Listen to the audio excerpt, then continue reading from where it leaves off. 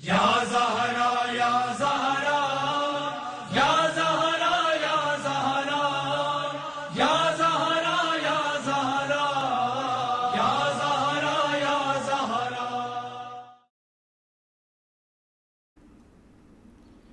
أعوذ بالله من الشيطان الرجيم بسم الله الرحمن الرحيم اللهم كن لوليك الحجة ابن الحسن صلواتك عليه وعلى آبائه في هذه الساعة وفي كل ساعة وليا وحافظا وقائدا وناصرا ودليلا وعينا حتى تسكنه أرضك طوعا وتمتئه فيها طويلا برحمتك يا أرحم الراحمين.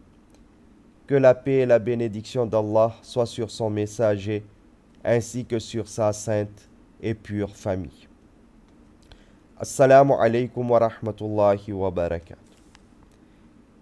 Il est dit qu'Ubaydullah ibn Khur et Ju'fi avaient offert son cheval à l'imam Hussein alayhi salam en guise de compensation pour son refus à le suivre.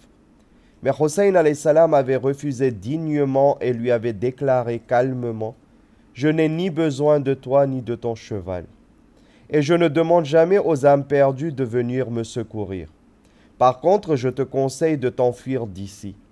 Si tu ne veux pas être avec nous, ne sois pas non plus contre nous.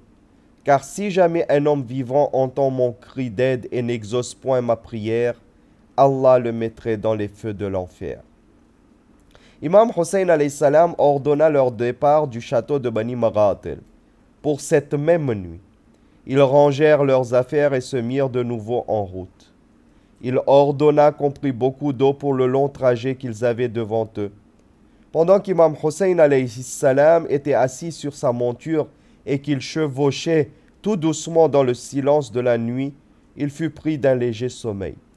Il dormit pour un instant et lorsqu'il se réveilla, il annonça tout de suite: Inna lillahi wa inna ilayhi raji'un. Certes, nous sommes à Allah et c'est à lui que nous retournerons. Et il répéta cela 2 ou 3 fois de suite. Son fils, le seigneur Ali ibn al-Hussein alayhi salam, qui lui aussi était assis à cheval, se tourna vers son illustre père et lui demanda: Pourquoi venez-vous de louer Allah Tout-Puissant à l'instant et répéter plusieurs fois ce verset du Saint-Coran? Imam Hussein alayhi salam lui répondit: Je fus pris d'un léger sommeil et je vis soudain un cavalier qui galopait vers moi. Il me désigna et dit: Ce groupe d'hommes que voici s'en ira vers sa mort. Et je sus qu'on m'annonçait notre mort prochaine. Ali ibn al-Hussein alayhi salam dit: Mes pères, ne sommes-nous pas dans la juste voie? Imam Hussein répondit: Certainement, mais je jure devant Dieu que le retour des serviteurs de Dieu est vers Dieu. Ali ibn al-Hussein alayhi salam dit: Alors il ne m'importe plus de mourir, frère, car j'ai moi aussi la certitude que nous disons la vérité. Imam Hussein lui dit: Qu'Allah te récompense en bien, mon fils. C'est la meilleure récompense qu'un père puisse souhaiter et désirer pour son enfant. À l'aube, Imam Hussein alayhi salam s'arrêta pour s'acquitter de sa prière. Et de nouveau il se mit à cheval et continua à aller vers la gauche. Imam Hussein alayhi salam, à plusieurs reprises, désira disperser ses compagnons vers diverses directions dans le désert. Mais à chaque fois, Khur arrivait pour les empêcher de s'enfuir. De même, à chaque fois que Khur insistait pour qu'ils suivissent la route qui menait vers Koufa, Hussein alayhi salam et ses compagnons refusaient d'obéir à sa prière. Ils dépassèrent finalement la banlieue de Koufa et montèrent vers le nord jusqu'à ce qu'ils arrivèrent dans la région appelée Nainava. Quand Imam Hussein alayhi salam donna l'ordre qu'on se reposât, soudain un cavalier tout armé arriva de Koufa et se dirigea directement vers Khur. Il salua Khur et ses soldats, mais dédaigna impoliment de saluer Imam Hussein ibn Ali et ses compagnons. Il délivra un message écrit à Khur. Khur lut la missive. Dès que tu auras reçu cette missive, arrête fermement Hussein et fais-lui obstacle. Essaie de le conduire vers un lieu désertique, là où il n'y aura pas d'eau ni de facilité pour la survivance. J'ai demandé J'ai demandé et donné l'ordre à mon messager de ne plus te lâcher tant que tu n'auras pas accompli mon ordre. Il m'apportera ensuite de vos nouvelles. C'est tout. Hur se tourna vers Imam Hussein alayhi salam et ses compagnons et leur dit: On m'a donné l'ordre de vous retenir d'avancer. Ceci est le messager d'Ibn Ziyad et il a pour mission de me suivre jusqu'à ce que j'accomplisse sa commande. À ce moment-là, un des compagnons d'Imam Hussein alayhi salam au nom de Yazid ibn Ziyad ibn Muhajir regarda attentivement le messager qui venait d'arriver et lui demanda: Ne serais-tu pas par hasard Malik ibn Nomair? Je le suis en effet, lui répondit le messager. Le compagnon d'Imam Hussein lui dit: Que ta mère te porte ton deuil, que nous as-tu apporté? Le messager répondit: Je vous ai apporté l'ordre de mon maître et je suis resté fidèle à mon serment d'allégeance envers Yazid. Le compagnon d'Imam Hussein lui dit: Mais tu as désobéi à Allah Tout-Puissant. Tu obéis à un maître qui te mènera vers ta mort, ta perdition et ta honte éternelle. Tu auras ta part du feu de l'enfer et ton imam est un bien mauvais imam. Hur insista pour que Imam Hussein alayhi salam et ses compagnons fissent leur campement dans ce lieu même. Mais Imam Hussein alayhi salam lui dit: Malheur à toi, laisse-nous au moins nous arrêter dans un village comme Nainawa ou Qasiriya ou Shafi. Hur refusa et dit: Non, je jure devant Allah que je ne pourrai accepter cela, car cet homme est ici pour m'espionner et relater tous mes faits et gestes à Ubaydullah ibn Ziyad. Zuhair ibn Qayn dit: Grand Dieu, je jure devant Dieu que notre situation ira désormais de mal en pis. Ô fils du prophète, si tu nous donnes la permission, nous pourrions nous battre en ce moment même avec ces hommes et les anéantir. Plus tard, ce sera plus difficile, car sous peu leur nombre sera augmenté, de telle sorte que nous n'aurons plus la possibilité de les combattre.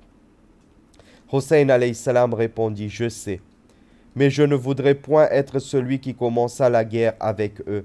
Je ne voudrais être la personne à initier cette dispute. Alors il descendit dans ce lieu même. C'était un jeudi, le 2e jour du mois de Muharram, de l'an 61 de l'Hégire. Hussein alayhi salam se leva pour faire un serment parmi ses compagnons. Il loua Allah et nomma son aïeul et lui souhaita la paix éternelle et dit: Vous avez bel et bien vu ce qu'ils nous ont fait, et relata les mêmes choses que nous avons déjà racontées.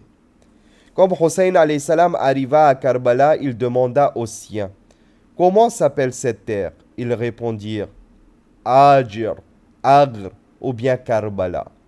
Mais on le nomme aussi la terre de Nainawa, qui est un village situé un peu plus loin. Alors l'imam se mit à pleurer et dit: Karb et Bala? Oh, en effet, Salama m'en avait déjà parlé. Il paraît qu'un jour l'archange Jibril descendit pour voir le messager d'Allah, et j'étais avec elle. J'ai commencé à pleurer et le messager d'Allah dit: Laisse mon fils à moi, je vais m'occuper de lui. Elle me laissa seule avec mon grand-père. Le prophète me prit et me fit asseoir sur ses genoux. L'archange Jibril lui demanda alors: Est-ce que tu l'aimes autant? Il répondit par oui.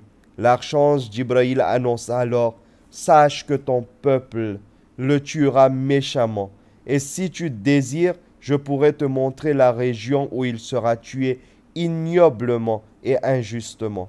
Le messager d'Allah acquiesça lugubrement: Oui, montre-la-moi de grâce. L'archange Jibril ouvrit alors son aile sur la région de Karbala et montra cette contrée. Lorsque les compagnons d'Imam Hussein alayhi salam lui annoncèrent que c'était la terre de Karbala, il leur dit: Je jure devant Allah que c'est la région même dont l'archange Jibril montra à mon grand-père. Ici, c'est le lieu où je serai tué. Un autre racontait que lorsque le seigneur des croyants, Ali ibn Abi Talib alayhi salatu wassalam, arriva à Siffin, tout près de Nainawa, qui est un tout petit village au bord de l'Euphrate, il resta immobile pour un instant et demanda brusquement à son compagnon: Comment appelle-t-on cette région? On lui dit: Karbala. Le Seigneur, Hazrat Ali ibn Abi Talib alayhi salam, se mit à pleurer à chaudes larmes et d'une manière tellement triste que ses larmes tombaient sans cesse sur le sol. Il annonça alors: un jour je suis allé voir l'envoyé d'Allah et je l'ai trouvé bien agité et pleurant éperdument. Je lui ai demandé: ô messager d'Allah, pour quelle raison pleurez-vous? Il m'a dit: Jibril alayhi salam était venu me voir et il m'a fait savoir que mon bien-aimé enfant Hossein sera tué au bord de l'Euphrate dans un lieu nommé Karbala. Jibril alayhi salam avait pris ensuite une poignée de terre et me l'avait fait respirer. Je n'ai pas pu rester indifférent et je n'ai pas pu supporter ni regarder plus précisément cette terre lointaine. Et c'est pour cela que des larmes me sont venues aux yeux. Dans le livre intitulé Bihar, il est écrit: le Seigneur Hazrat Imam Muhammad Baqir alayhi salam avait raconté: Ali sortit avec des gens et ayant été arrivé à une distance de 2000 de Karbala, il se mit à les devancer en galopant plus hâtivement. Il arrivant finalement à un lieu nommé Moghzefa, il se mit à marcher là et annonça pensivement: quel étrange fait! 200 prophètes et 200 personnes qui étaient les proches intimes de ces illustres prophètes furent tués ici même. En ce lieu même, les chameaux dormirent pendant que des amoureux d'Allah et des martyrs ont succombé innocemment. On dit que lorsqu'Imam Hossein alayhi salam arriva à cette contrée, il demanda comment se nomme cette région et on lui répondit Karbala. Il dit alors: ah, c'est proprement le lieu de ma tristesse et de ma souffrance. Descendant par conséquent ici même, que mes bagages soient déposés ici à terre, car notre sang sera versé en ce lieu, et notre cimetière sera ici même. Mon grand-père, le messager d'Allah, m'avait prévenu de ce lieu. Ainsi, tous descendirent de leurs chameaux ou de leurs chevaux, et en silence firent mettre les valises à terre. Hour, de son côté, à une distance permissible, fit halte avec ses compagnons d'armes et déposèrent eux aussi leurs bagages à terre. Ils se mirent en face d'Imam Hossein alayhi salam et de ses compagnons. Il écrivit ensuite une lettre dans laquelle il informait Ubaydullah de l'arrêt de Hossein alayhi salam dans la contrée de Karbala.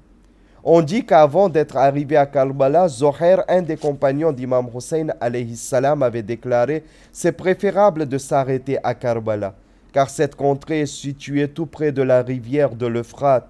Et si nous restons là, et s'ils veulent faire la guerre à nous, nous pourrions supplier l'aide divine, et nous les vaincrons sûrement.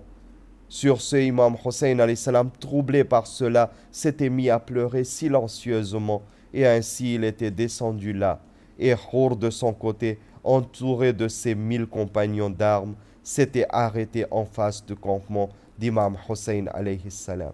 Imam Hossein alayhi salam avait demandé une feuille et de l'encre pour écrire une lettre aux nobles de Koufa, c'est-à-dire à ceux qui étaient encore restés fidèles à lui. Après avoir terminé sa lettre, il la scella et la confia à Qais ibn Mushir et Saïdavi pour la porter diligemment vers Koufa. Nous savons qu'il fut assassiné. Et lorsque la nouvelle de la mort de Qais parvint à Imam Hossein alayhi salam, il se mit à pleurer à chaudes larmes et dit: ô Allah, désigne une station exaltée et éminente pour mes compagnons et moi auprès de toi, et rassemble-nous tous dans le lieu de repos de ta clémence, car tu es en vérité puissant envers nous tous.